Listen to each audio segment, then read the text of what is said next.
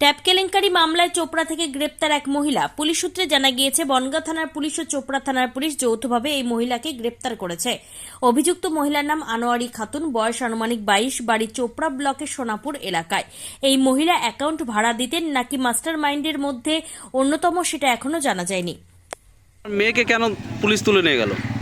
ওই যে বাথরুমের টাকা বলে বলছিল যে বাথরুমের টাকায় ঢুকাবো, 5,000 করে আমাকে দিতে হবে, 5,000 করে আপনি নেবেন। আমার মেয়ে দিয়ে দিচ্ছে, আমাকে কি যা মালুম ট্যাপের টাকা ঢুকছে কি কিসের টাকা ঢুকছে। কে নিয়েছিল এই অ্যাকাউন্ট নম্বর? কে নিয়েছিল? অ্যাকাউন্ট নম্বর নিয়েছিল আবিদ বলে দিচ্ছে বলে এই আগে সাহেদকে